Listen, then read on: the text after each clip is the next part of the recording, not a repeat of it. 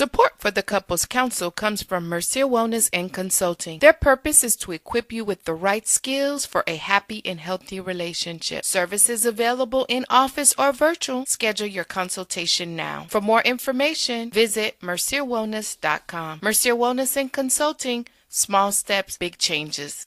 This podcast is not a substitute for therapy. Please consult a licensed professional for your mental health needs. Now on with the show.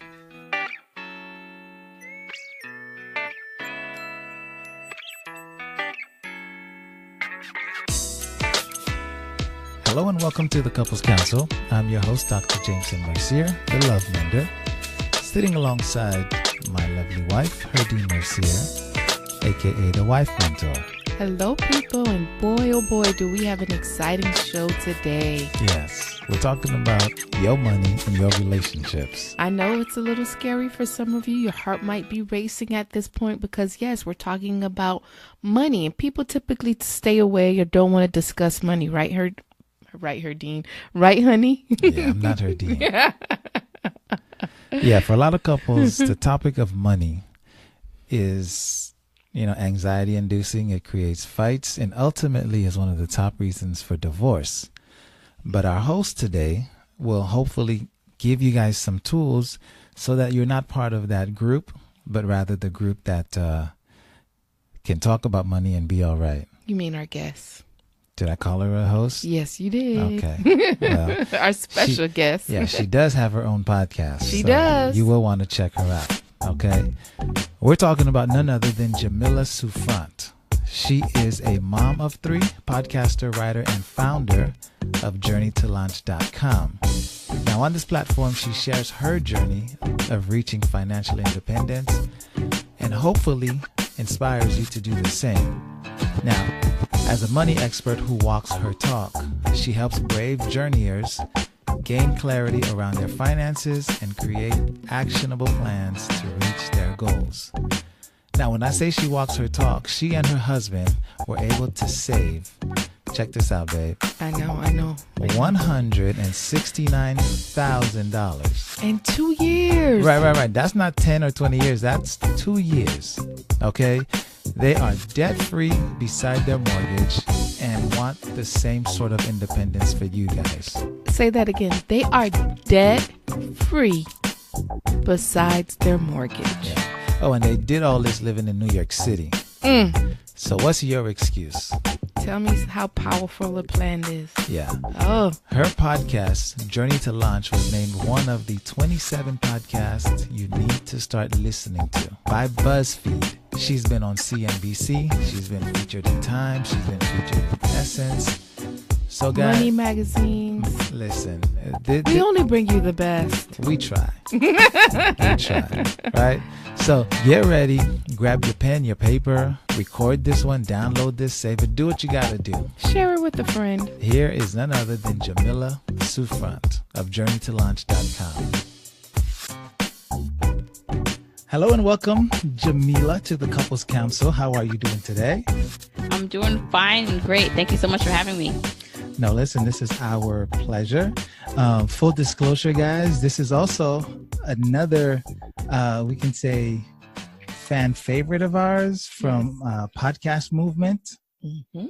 When we didn't talk a whole lot, but when we got to chatting a little bit, Herdine and I, after the conversation, we looked at each other and we were like, yeah, so when we get the show off the ground, she's someone we have to get on, because kind of like we were briefly chit-chatting before we started recording, was finances is something that affects, well, it touches everything. Let's keep it 100. It touches your marriage. It touches your marriage. It could affect your love life. Like literally 90% of divorce cases typically have something to do with money. It all has to do. And it's not just people who are broke, by the way.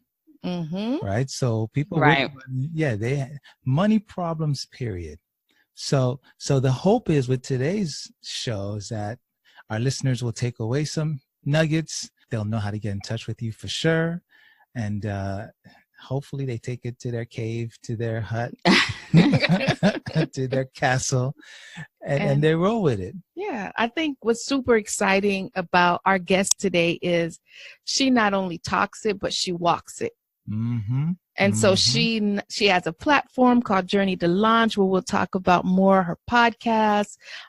She's on the local news station in New York. She's doing it big. She's in magazines. So we want to bring the best to you because we care about our listeners that listens to the Couples Council, and we know we just want to bring you top-notch information.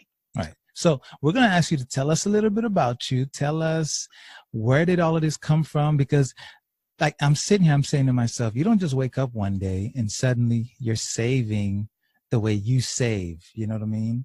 That had to come somewhere. Just so tell us about Jamila.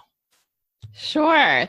So we were talking a little bit before you hit record on this episode, and I am, so I'm Jamaican. Mm-hmm. And my husband is Haitian, but just like my backstory. So I came here when I was 18 months old, and my mom had me at a pretty young age. She was a single mom. And so like most like immigrant, when she came over here by herself. She left me back in Jamaica. Okay. Brought me back up here when I was 18 months. So that's when she was able to like file for me, or my grandmother was able to bring me up here. And I say all that to say is that, you know, so my mom being a single mom coming here to this country without anything, and then my grandmother being an older woman coming here without anything. Like we literally, you know, we had the necessities, we had the basics, but my mom like came here, she worked, you know, minimum wage job. She put herself through school, got an advanced education, but we lived like simple lives. And I think one of the things I always say is like watching her work so hard to provide for me, coupled with that whole like, you know, that stereotype like, oh, you know, like Jamaicans, Caribbean people, we have like a million jobs, that hard work ethic. Right? So like all that, I think just I've always been someone who not necessarily, you know, we didn't have money, but I always valued it in the sense of I knew that what not having it would do, and what having it could help do. And one of the things my mom did show me, she didn't necessarily teach me about money per se, but she did teach me the value of saving. So even if it wasn't that she wasn't making a lot of money, it was always just something my grandmother told to her. She taught to me, it's just like, you save, you know, you save most of your money. Like you're not supposed to be living paycheck to paycheck. So I had that mindset growing up and started my first job, had my first job at 14 years old.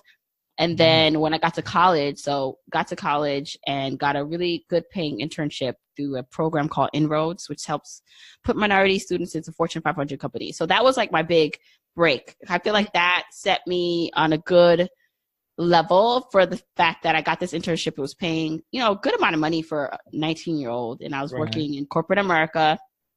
And I was saving. So that typical saving mindset, instead of probably what most of my other fellow interns were doing, they were, you know, getting these huge checks and spending it.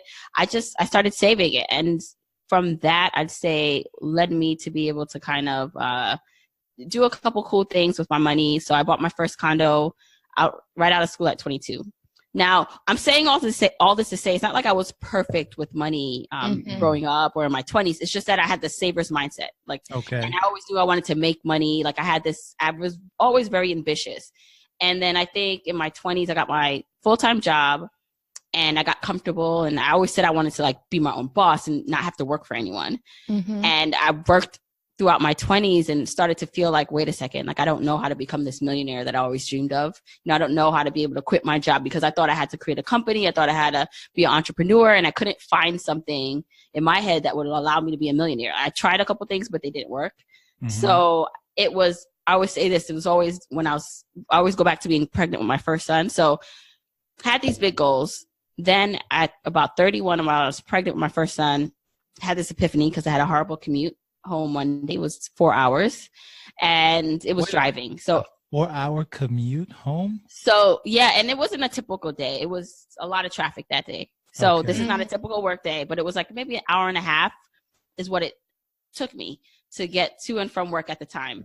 And it just took me a long time that day. And I remember feeling like cannot be my life. Like I knew I was about to have a baby, wanted to start, have more kids eventually. And I knew that I didn't want to be in my car for 4 hours, 2 hours. I didn't want to be in my car. I didn't want to be away from my kids for, a lot of the day doing something I didn't love. So that is what kind of started me on more the intentional path on my, like with my finances, because I had this jolt, like this awakening moment that I needed to do something different.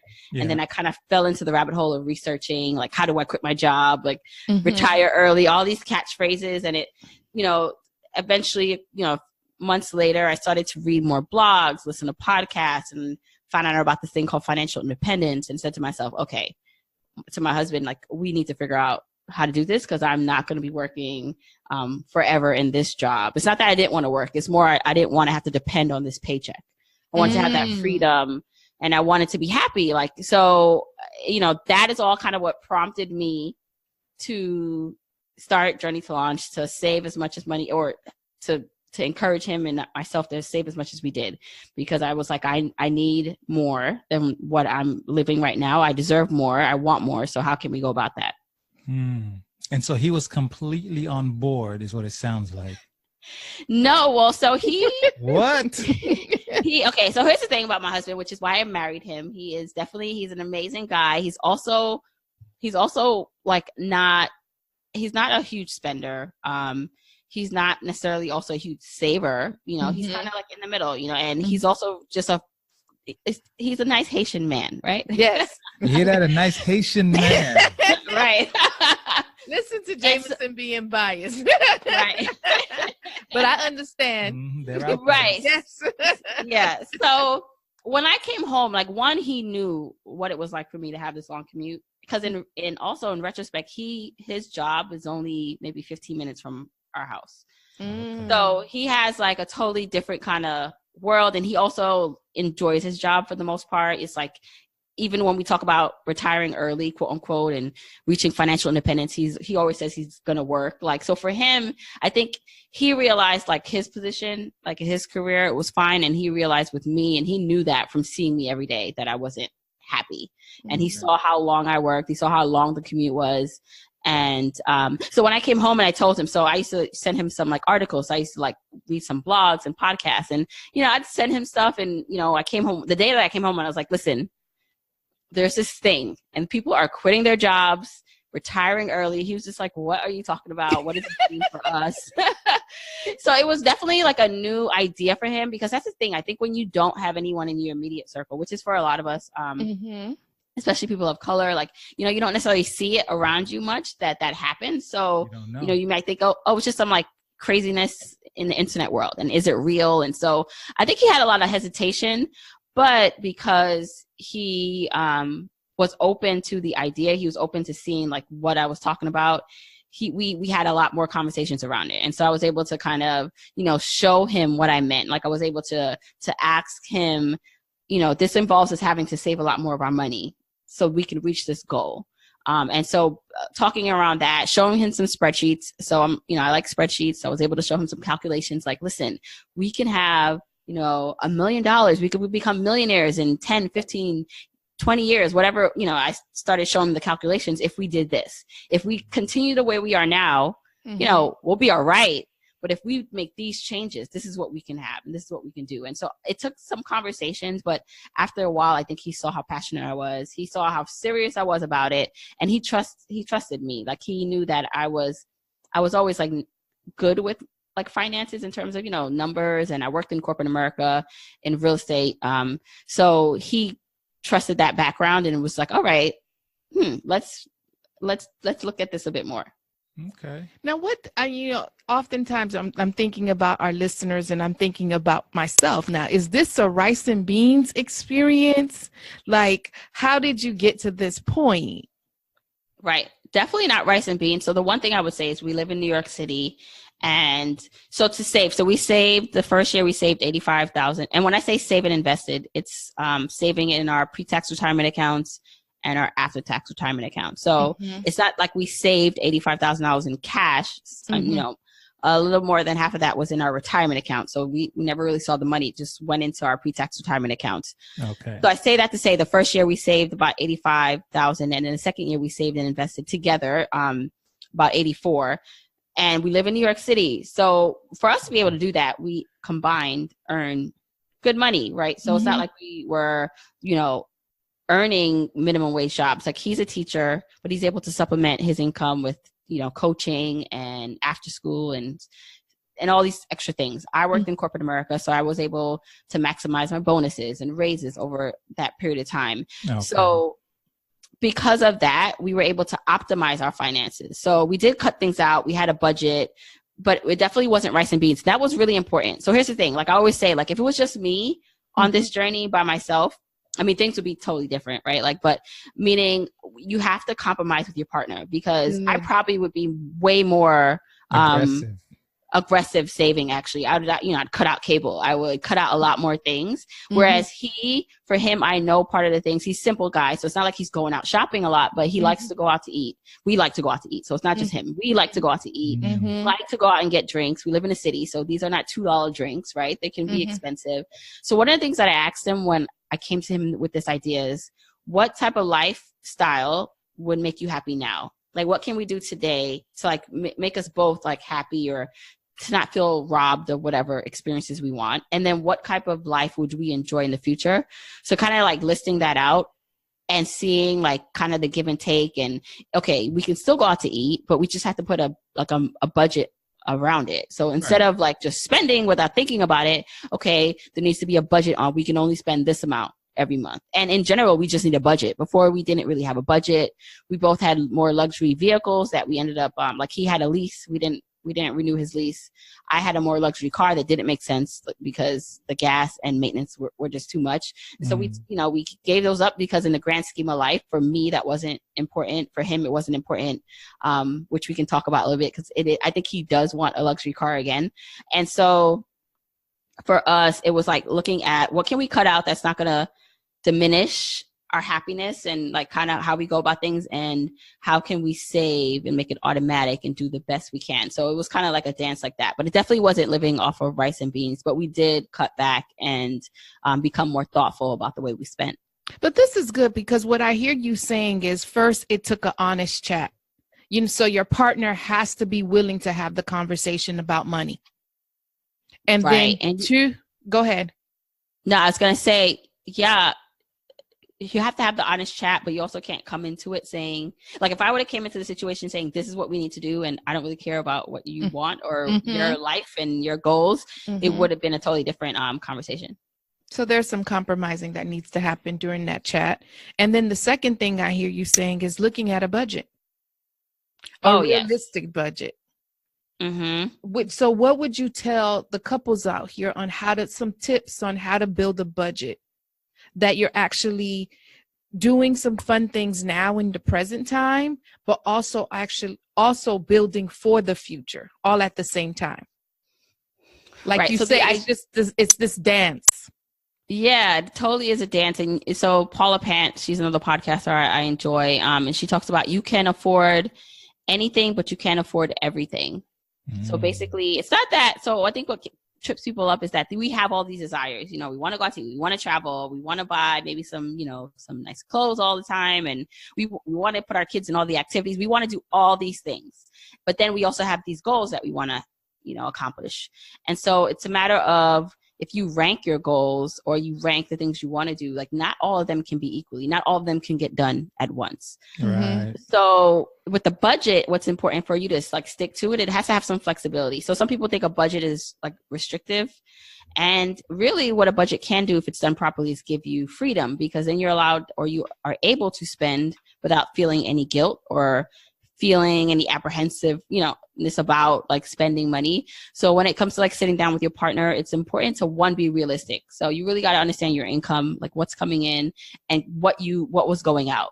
And I think I always tell people, like in couples, even if it's just one person, like look at what you've actually spent. So that will give you a guiding like light on like what you can set your budget to be going forward. And then when it comes to like the things you enjoy, so rank them. So there are things that are mandatory things that you just have to pay for, right? Like your rent, your food, transportation. But even in those big categories, which are typically the biggest things you spend money on, or childcare if you have children, right. Is that, okay, can you even be smarter about that? Do you have to live in a 3-bedroom? Can you get a roommate? You can also look at those things. Those are mandatory. Typically everything else is a nice to have. So cable, going out to eat, getting your hair and nails done, those are all nice to have. Some people like confuse it with being mandatory, because it's like, well, you know, this is like part of my lifestyle. I need to do this. And that's fine if you want that to be the case. But if you have competing goals where your income does not cover your expenses and the goals you want to like hit, then you have to make an adjustment. There's only, if there's income, there's expenses. So you're either going to increase your income or you're going to decrease your expenses. It's great if you can do both. Right. You know, and therefore that difference is then how you get to your goals. So with the budget, you're able to look at, okay, where can I spend less? Where can I, if, you know, I do love going out to eat, maybe I'm not spending $800 a month. Maybe I'm cutting it down to $300, and that gap, that $500 difference, I'm going to dedicate towards a goal. So it's like realistically looking at the things you enjoy doing, asking yourself, is it worth delaying or not reaching my goal because of this thing? And then like adjusting like as you go. And when you're dealing with a partner, one of the things I say with a budget is, so my husband and I, in our budget, we have blow money. Yeah. Yeah, like you have your individual ways in which you can spend without it being a question or, you know, a justification. Like I can spend this on what I want because it's my blow money to do so. Yeah. You know, I'm hearing when you talk, and recently we had an episode about this myth that you can have it all. You know, a lot of people come into this idea, or they buy into this myth that you can have all these things that you want, right? You can have this lavish life, and you can have these great cars, kids and all of this locations, stuff. but all of it is on credit, or they overextend themselves, and they over leverage it. And then next thing you know, they're like looking at each other like, whoa, what the hell happened here? And what you're saying is, it just saying what we said, you can't have it all. You have to pick and choose. And maybe you can't have it all now. You can have some now and some later, is what it sounds like. Yeah. Like, so one of the things that we have not done, so vacationing has not been something first of all, we have very young kids. Our kids are 4, 2, and 7 months. So it's no fun to really think about going on vacation with them at this point anyway. But in general, so if my husband and I, we do go on trips, it's like we're travel hacking, meaning we're using credit cards and points to travel for free as much as we can. But we'd love, like, you know, like if I'm like scrolling on Instagram or like looking wherever and I'm seeing like some people on some nice vacations with their kids, I'm like, oh, I can't wait to do that again. But right now it doesn't financially like make sense. Like we can take a vacation, like my husband and I, but it would have to probably be somewhere, not the luxury one that we probably both would love, right? So those are things that are on the back burner right now, but it doesn't like make our life less enjoyable. It's more we're working towards these goals, especially because, you know, I just quit my job too. So I know we no longer have like my income to support like the household, which is a big deal for us. So we definitely now have to even be very thoughtful and considerate of how we spend money. Now, let me ask you this question. So for people who are thinking about this, or couples or families, one of the things that gets in the way is their debt, right? So it's one thing to save and be able to say either leave your job or invest, but what do you have to say about the debt that people are trying to say deal with or climb out of or manage? or pay Peter to rob Peter to pay Paul, you know? I'm really glad you brought that up, because for in our situation, we didn't have debt. So for us to be able to save that much money, we had already conquered our debt. You know, we only had our mortgage as our debt. So that allowed us to then now put every extra dollar that was not spent to expenses to saving and investing. So that is like, I want to make clear, right? Because it is a different journey for someone coming to this, right? Like coming to this realization that they want to do better with their finances, but then realizing I'm in a lot of credit card debt, I have student loan debt. Like that is a reality for a lot of people. So I also want people to understand. So if you're listening and you do have debt, like you getting out of debt is also a huge accomplishment. So that part of your journey is equally as important as the other side. So like there's almost like this swing, like where if you're in debt payoff mode, sometimes it feels like you're not investing in yourself, or you're not, you know, reaching your goals fast enough because you got all this debt to climb out of. But I getting out of debt is investing in yourself. Like, so therefore you'll be able to then use that extra money once you get out of debt to do more. And I'm also not a proponent of, because you're in debt, not to invest, meaning like, so I don't think like if you are in student loan debt that you shouldn't invest in your 401k. So there are certain debts you should get rid of first. So your highest interest rate debts, like your credit card debt, which is typically your typical highest. And then, you have car loans and student loans and mortgages. So for me, it doesn't make sense for most people to not invest at all in their financial future until they get out of debt, because sometimes that can take like years, and then you're missing out on compound interest. So the main thing is that if you are listening to this and you are in a lot of debt, the plan is to create like a debt payoff plan, right? But realizing that it could take a couple years. So it might not be something you could do in 2 months, depending on your level of debt and your income and your expenses. But getting out of that debt, even if it's $1,000 credit card, even if it's a couple $100 a month, like that's a big deal, because if you didn't do that, you'd be in credit card debt, right? Like, so every step along the way matters. So let's don't discount your journey or think, this is impossible for me, because once you start, you'll see how you gain that confidence. You start to gain just a different perspective about your life and finances once you start moving along. I agree, because when I see couples in my office, a lot of times there's a lot of resentment that's built up over the years around money. And it isn't necessarily that one is to blame more than the other. It could be that they came up in families where there wasn't a whole lot of financial literacy, and, one bad decision gets another.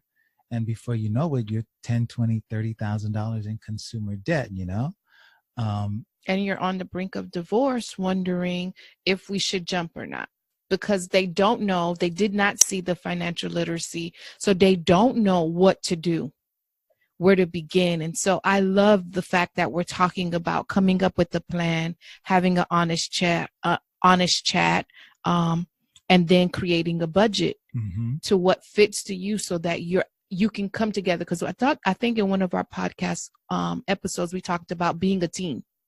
Yes. And so it's very important. What I hear the success of you and your husband is that you're a team. Some people aren't a team. And so we have to teach them to be a team, and then get on the plan of, and not going against each other, but coming together to win in this area of finances. That plays a major point in their love story. I'd agree, because, even with my husband and I, we don't have the same level of intensity when it comes to this journey.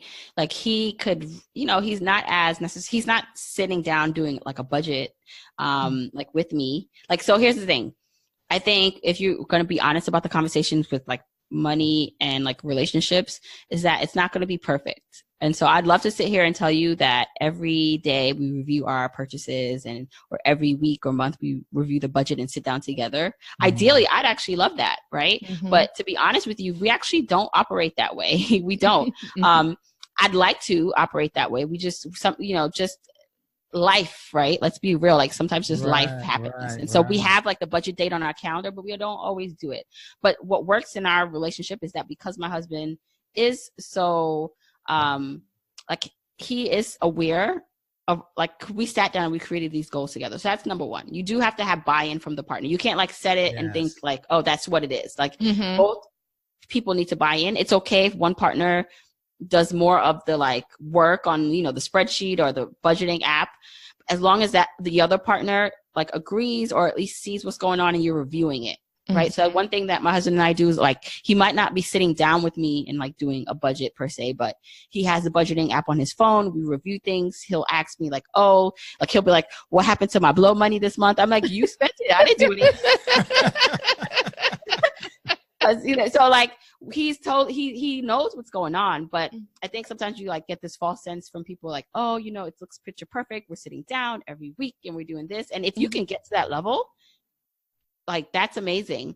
But even for myself, we're not necessarily there yet. And it's something that we could work on, quite honestly. But I think for couples, really, if this is like the first time that you are approaching this with your partner, because you are excited about it, because that's what happened to me. I was so excited about it. I had this epiphany moment. I was like, oh my gosh, I've seen the light. You had the vision. But he didn't, right? Like, so you have to give your partner time to also see the light. And you can't force them to see the light. You can't manipulate them to see it. So the best way to do that is to make sure that you are listening to them. You're listening to what they want from life. And so one of the things I had mentioned before is that, so we saved and invested a lot. So we're not like going out and like, you know, shopping here and there. We're really just buying like the necessities in terms of clothes, and, you know, we're not vacationing. We still go out to eat. So like on the outside, it's not like you look at us and you say, oh, they look like, you know, deprived. We're far from that. Right. But one thing I know my husband would love in the future is a nice car. And so in the financial independence space, like this whole retire early movement, like there's some people like in the space who would say like, oh, like, you know, you shouldn't like spend money on anything, or you should be definitely more thoughtful and frugal. And we're not frugal people. Like I just don't like spending money on certain things. So I don't, but I know because he likes and would want a car. Like I'd love to be able to buy him a car. Like if like I'm able to do that, or we're able to do that, like, I mean, my ideal like thought process would be like to be able to surprise him for his like 40th birthday or something. So it just feels like he knows that about me, and he knows like I mean that. So when I came to him about quitting my job, you know, his first thing was just like, what? Right? Because it's like, you know, I'm walking away from like this money, but he also has my best interest and our family's like best interest in heart. And he knows in turn I have his. And so when you lead with that goodwill, I think it creates just an energy like between you. Because if I would approach it as no, buying a car, because I don't care at this point about a car. Like I could care less. I could care less about cable. He still, you know, I think our cable bill is too expensive. But because he at this point is that's what he enjoys and likes, I'm not going to downplay it or make it seem silly. I'm more saying, okay, you know what? That doesn't like together. We know our goals and it doesn't work right now, but you know what? Let's work for that to be a goal, you know, in a few years. Right. You know, and that is important because people work, and you definitely want to feel like, you know, you're getting something for the 8, 10, 12 hours, whatever you put in every day. And I just want to stress how you say we hear each other and we have, you said, each other's best interest in mind. Yeah. Right. If that isn't the epitome of a relationship, you know, I don't know what is. And you guys communicate that. So kudos to you guys. You know, when we sit, you know, and we sit and we talk about, I mean, you're talking about you kind of being the nerd. I'm the nerd in this duo right here. He brings out the spreadsheets and he brings all that. And so I'm like, oh God, it's time to talk about money. Yeah, listen, the day I figured out formulas in Excel, my life changed. Yeah. It's exciting, right? Oh, listen. The numbers like go up. You're just like, oh my gosh. I geek out about that thing like for days at a time, you know? Yeah. But you see, you guys got to a point where you were able to like make these goals together. And so until not even spouses, but just a couple, right? They get on board, this doesn't happen. You two are doing it as a married couple. For people who are, say, not married, is this even an option? Is this something to even like consider? Oh, yeah, definitely. Even if you're not married and you're dating, I think, I mean, you know, to me, this is going to be one of the most important things like between the two of you, like it's how you handle money. So if you are dating a person who's not that great with money, it's not to say you shouldn't date them, but you should be aware, especially if you have a lot of assets, like there needs to be a conversation. There needs to be a plan to make sure you're going to be on the same page because and I'm not one of those people that says like, you know, you have to do it this way.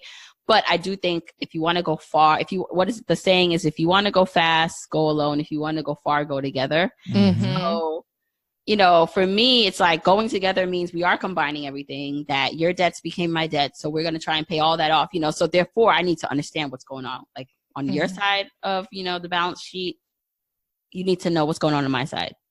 And so because of that, I think even if you're just dating, because maybe that's going to be the next step, like, you know, engagement or just living together, or maybe you never want to get married. I don't know.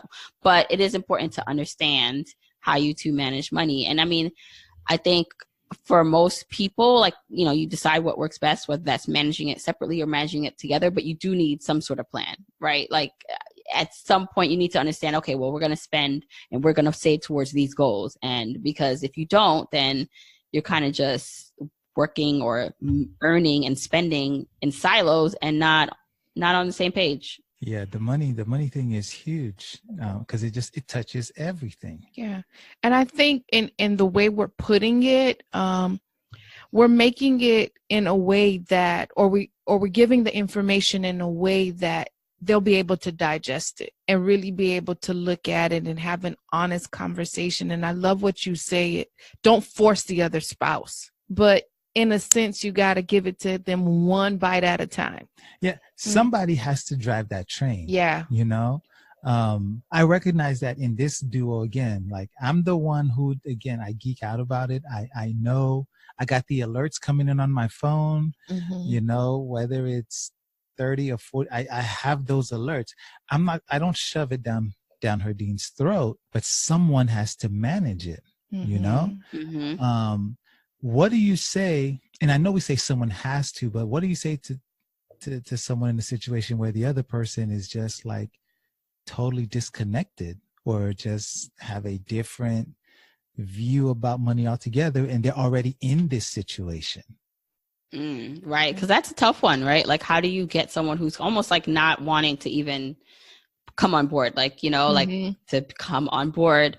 I think sometimes, you know, like if it's a case where you're like really looking at the goals and you're really considering each other goals, like, so like the worst case, because I'm thinking, right, like maybe you have one partner who wants to get out of debt. And so is the other partner not wanting to get out of debt because, you know, they kind of think YOLO, you only live once, they could care less, or are they afraid of something else? Is there another emotional issue? I mean, typically there is like a deeper issue going on when it comes to money, maybe the way they were raised or just, you know, their background. And so there's a lot of things like around that where it's deeper than just money, right? It's not just money. It like seems like it's about money, but it's deeper than that. So that might need to be addressed like separately, like outside of like a money call, like, you know, maybe a therapist and like, you know, certain things.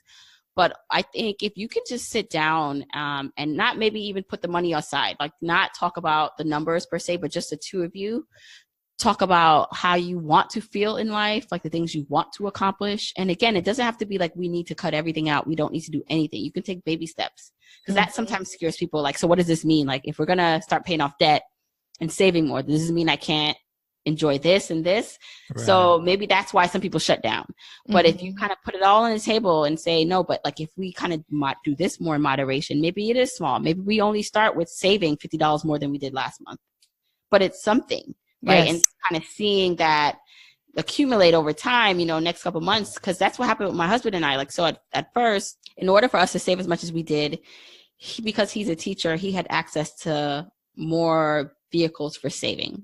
So typically as a single at the time, everybody, not everybody, but if you work for an employer, you can contribute to like a 401k that like for a profit employer. My husband, because he's a teacher, he had a nonprofit retirement plan called a 403b, but he also had another plan called a 457 plan through New York City. And most teachers have this, where they can contribute to 2 pre-tax retirement accounts versus I only had 1. So in order for us to max that out, he actually would have to contribute more money to those accounts because he had the access to it. And so that means like more of his check would have to go to these pre-tax retirement accounts. So at first, like he was just like, so you're telling me like, instead of contributing 4%, right, to these accounts, I need to like put in 50% to like max this all out. Like that was a shock for him. So instead of like, you know, one, forcing his hand about it, it's just, I showed him the spreadsheets like, look, but if you did this in 10 years, we can have this much saved. But I also said to him, we don't have to do it like right away, like the whole thing. We do what we think is comfortable for the family. Like, and so I think we started out small. Like I think at first we only raised it a couple of percentage points.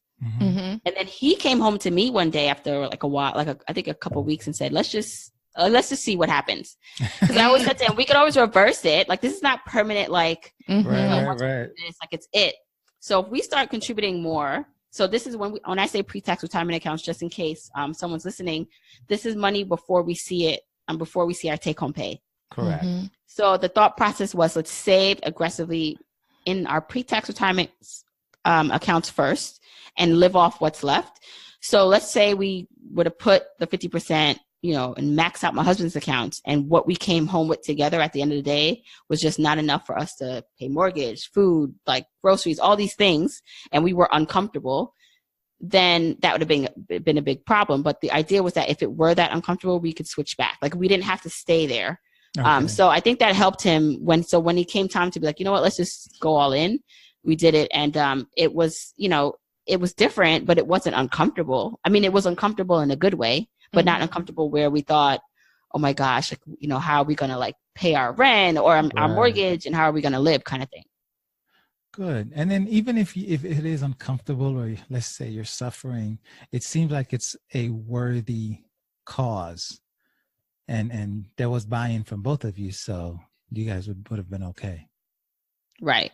I think the light at the end of the tunnel is once you start to have that financial peace or take control of your money, there's so many lights that begin to open up for you, and whether that's your freedom and your flexibility. Kind of share with our audience about what that journey is for you all, having that light at the end of the tunnel of being able to have control over your finances. Yeah. So the ultimate goal for us is that we reach a place where like we reach financial independence, meaning like we have enough saved and invested in across all our accounts where, we have passive income. We don't have to necessarily, we're working, but it's not like, if we couldn't work, or if I wasn't going to bring any money, like we could live off my husband's income or at least our investment portfolio. So that's the ultimate goal. When I first started this journey and Journey to Launch, I said to myself, well, we're going to reach that goal by the time we reach 40 years old. And then in this scenario, actually, my husband still works. So, at this point, it's more of we're saving and investing aggressively, and then, paying off the mortgage early. And then my husband still wants to work because he wants to. That's fine. We can just live off his income and live off our investments.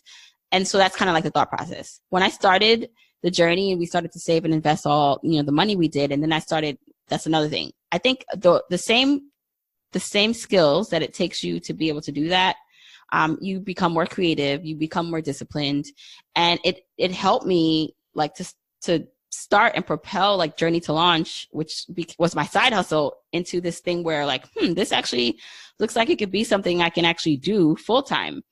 Mm-hmm. And so if I didn't start the journey, meaning if we didn't save and invest that much, especially, we had 3 kids. We have 3 kids all together, but by the end of, I'd say when I was pregnant, my 3rd child, and by the end of that, I realized like I knew that I didn't want to go back to work. I didn't want to have to go back into this job. I wanted to, be able to pursue my entrepreneurial pursuits.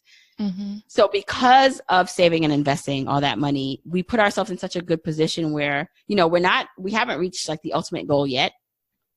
We still have a long ways to go for the most part. And now that I've walked away from this like guaranteed income, things are a little bit even more uncertain. But what it's allowed me to do is have a level of freedom today that I would have never known, like if I didn't start this journey. So I'm able to, test out the waters with being entrepreneur full time. And even if it's just for a couple of years, right, to see, let's just say this all just like doesn't work and fails, right, which I don't think it will, then I feel like at least I would have I had this opportunity.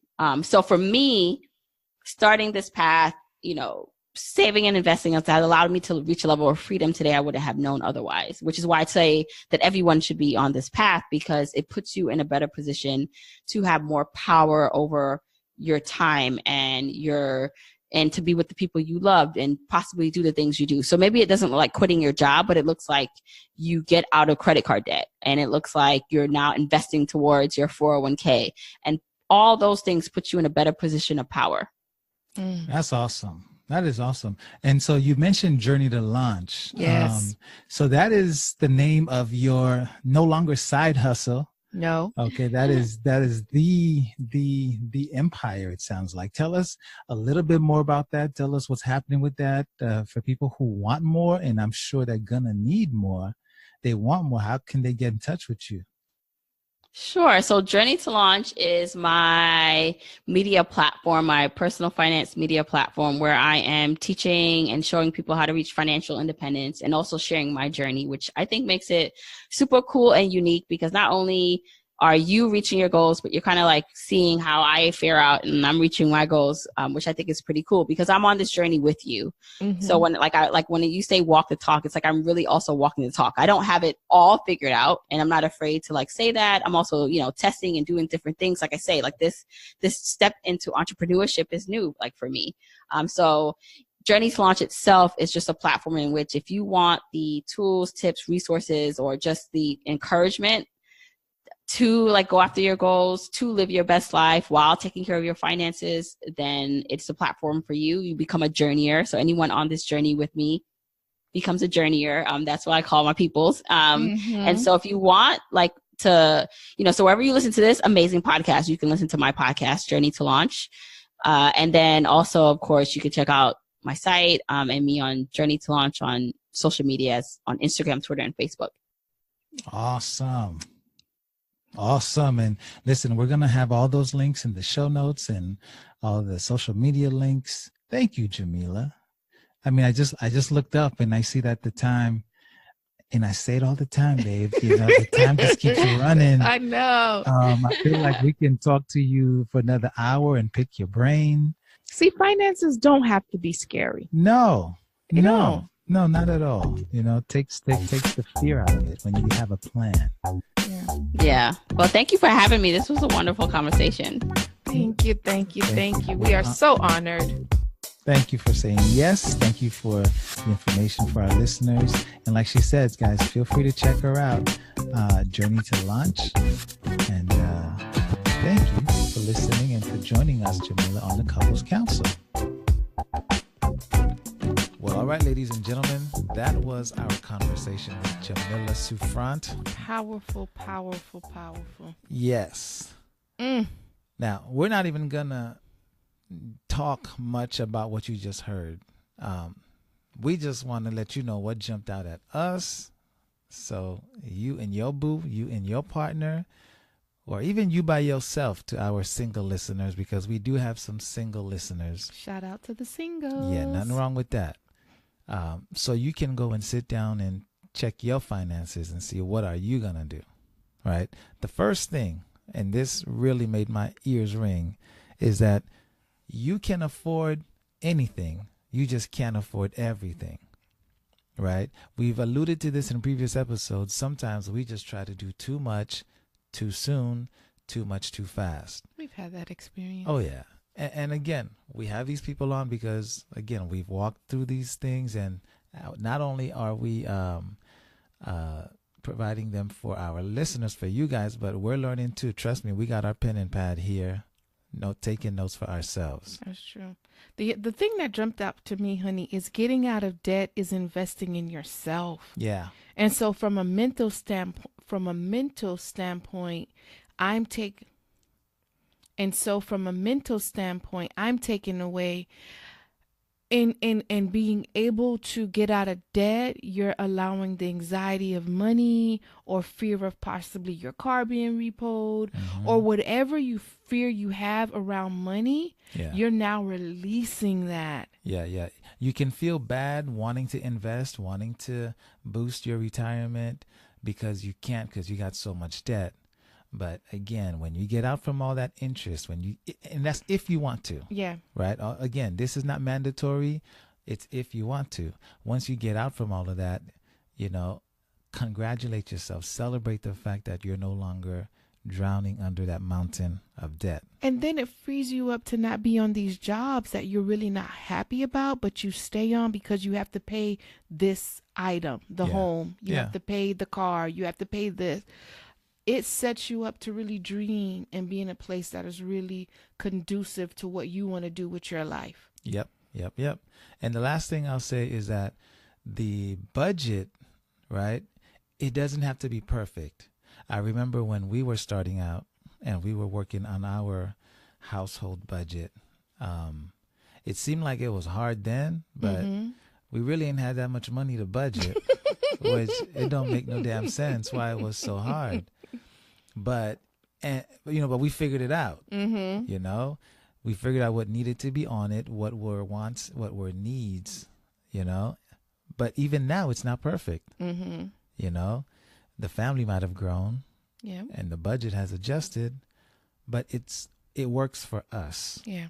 Okay, so she and her family have adjusted things for them. Don't go telling your husband, don't go telling your wife, listen, we're flipping things around and this is what we're doing. Remember, she said you got to have a conversation with your partner because you need their buy-in. All right, don't be a dictator about this because you do have to live with the person. Yep. And there ain't nobody worse than someone who's upset about the budget. They will sabotage your whole game plan. What you say? No pedicure? Yeah, don't. Me and a friend, let's go get a pedis. Yeah, exactly. They will blow your spot up. All right. So, guys, that's our show for today. Listen, let us know what you thought. Let us know what clicked for you. Let us know what clicked for a friend. Mm-hmm. Comment, share, email. Please. On iTunes, rate us. Don't forget to go to iTunes and tell us what you think. Rate us. Let us know how things are going and what you learned from this episode. Yeah. We're on social media. Yeah. We're on social media. We're on all of it. Dr. James and Mercier. Instagram, Facebook, Twitter. The Wife Mentor. And again, Mercierwellness.com is where you'll find all that stuff. That is mercierwellness.com, guys. Thank you for listening. Thank you for coming back. Thank you for sharing. Thank you for spreading. And we hope to see you here next time on the next episode of the Couples Council. Bye now. Hey everybody! Thank you for listening to our mom and dad. If you like them as much as we do, then click subscribe and leave a comment. But now they have to go because it's family time. So go practice what you heard, and we'll catch you on the next episode.